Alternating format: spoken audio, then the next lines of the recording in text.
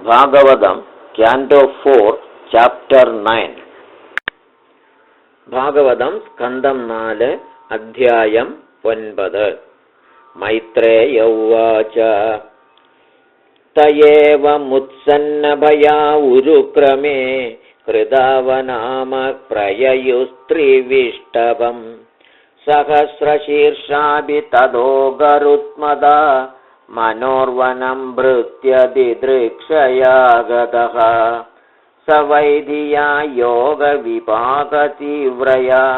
ഹൃത്പത്മകോശേ സ്ഫുരിതം തടിത്പ്രഭം തിരോഹിതം സഹസൈവോപലക്ഷ്യ ബഹിസ്ഥിതം തദവസ്ഥം ദദർശ തദ്ദർശനേനാഗത സാധ്വസത്ക്ഷിതാവവന്ദതാംഗം വിനമയ്യ ദണ്ഡവത് ദൃഗ്ഭ്യാം പ്രപശ്യൻ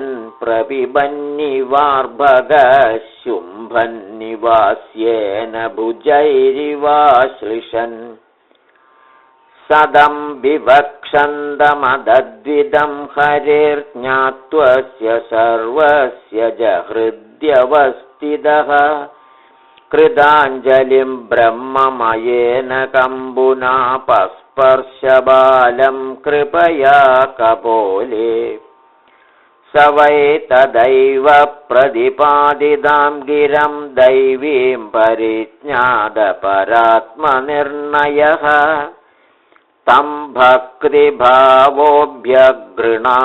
സത്വപരിശ്രുതോരുശ്രവസം ധ്രുവക്ഷിതിഃ.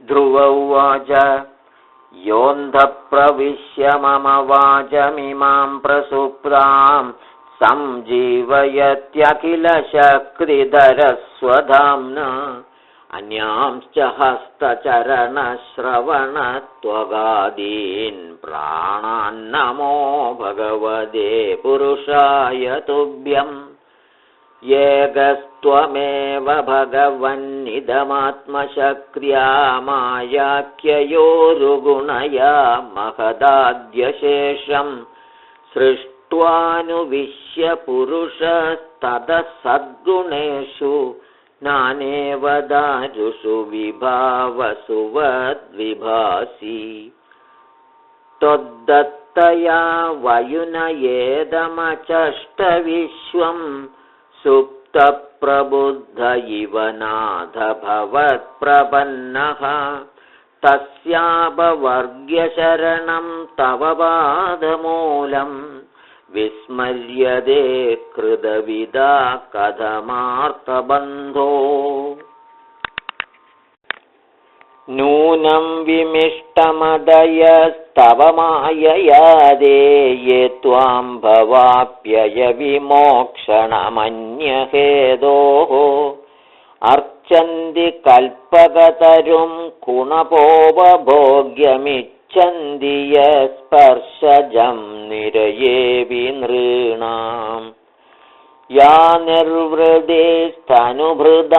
തവ പാദപത്മധ്യാനാദ് ഭവജ്ജനകദാശ്രവണേന വാ സ്യാദ് സാ ബ്രഹ്മണി സ്വമഹിമന്യഭിനാദമാഭൂത് Kim ത്വന്തകാശിലുളിതാത് പദതാം വിമാനാത്. ഭക്തിം മുഹുഃപ്രവഹതാം ത്വയി may പ്രസംഗോ ഭൂയാദനന്ദമഹദാമമലാശയാനാം യേനാഞ്ജസോൽബണമുരുവ്യസനം ഭവാബ്ധിം നേഷ്യേ ഭവദ്ഗുണകഥാമൃതപാനമത്തഃ തേന സ്മരന്ത്യതിതരാം പ്രിയമീശമർത്യം യേ ചാന്വദസുതസുഹൃദ്ഗൃഹവിത്തദാരാഃ യേ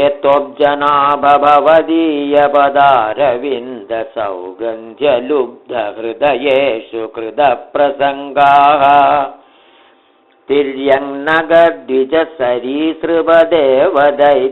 തിര്യങ്നഗദ്വിജസരീസൃപദേവദൈത്യമർത്യാദിഭിഃ പരിചിതം സദസദ്വിശേഷം രൂപം സ്തവിഷ്ടമജദേ മഹദാദ്യനേകം नादः परं परमवेत्मि न यत्र वादः।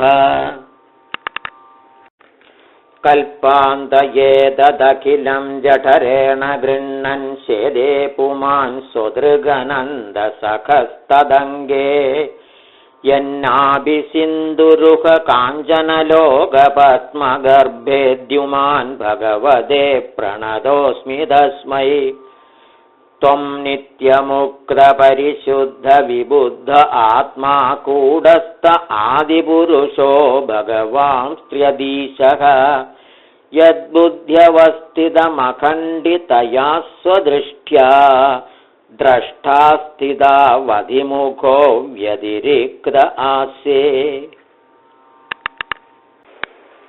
यस्मिन् विरुद्धगतयो ह्यनिशं पतन्ति विद्यादयो विविधशक्तय आनुपूर्व्यात् तद्ब्रह्म विश्वभवमेकमनन्दमाद्यमानन्दमात्रमविकारमहं प्रपद्ये।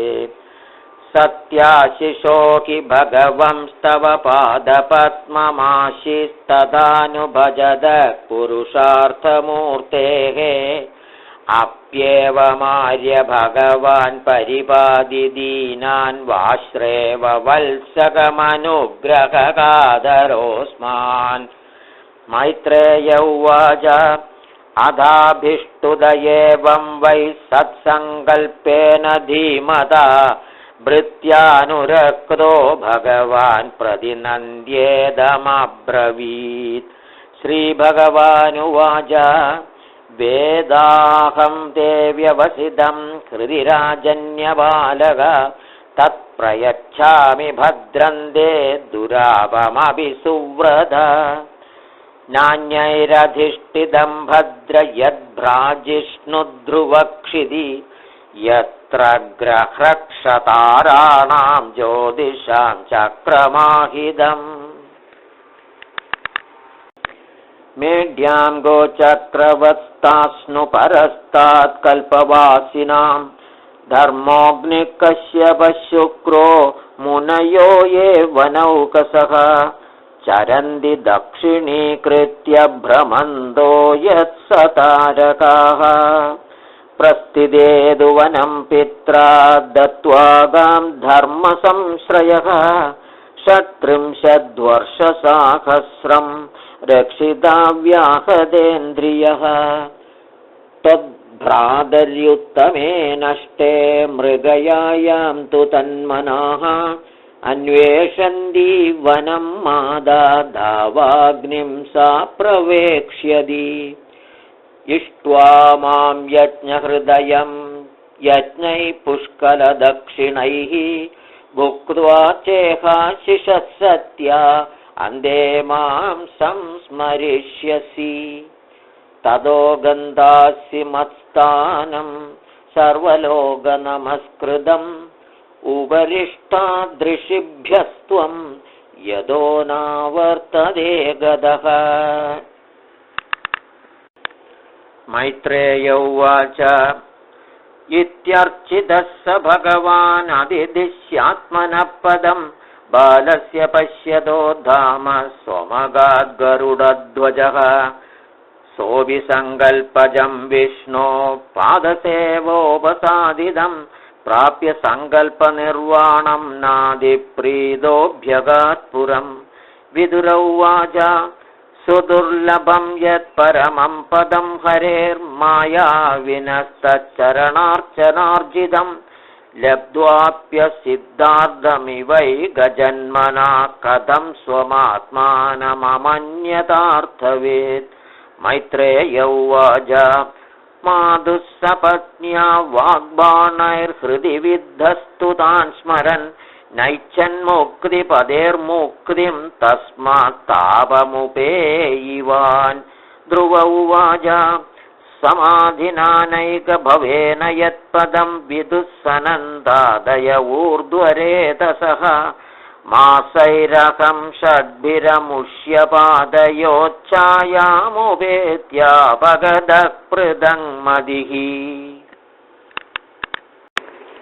अहो बदममानात्म्यं मन्दभाग्यस्य पश्यता ഭവച്ചിദപാദമൂലം ഗത്വാ യാജേയദന്തവത് മതിർവിദൂഷിതാ ദേവൈ പദദ്ഭിരസഹിഷ്ണുഭിഃ യോ നാരദവജസ്തദ്ധ്യം നാഗ്രാഹിഷമസത്തമഃ ദൈവീം മായാമുപാശ്രിത്യ പ്രസുപ്ത ഇവ ഭിന്നധൃക് തപ്യേദ്വിതീയേപ്യസതി ഭ്രാതൃഭ്രാതൃവ്യഹൃദ്രുജ മയൈതത് പ്രാർത്ഥിതം വ്യർത്ഥം ചികിത്സേവഗതായുഷി പ്രസാദ്യ ജഗദാത്മാനം തപസാ ദുഷ്പ്രസാദനം ഭവച്ചിദമയാ ചേഹം ഭവം ഭാഗ്യവിവർജിതഃ സ്വരാജ്യം യച്ഛതോ മൗഢ്യാൻ മാനോ മേ ഭിക്ഷിതോ ബദ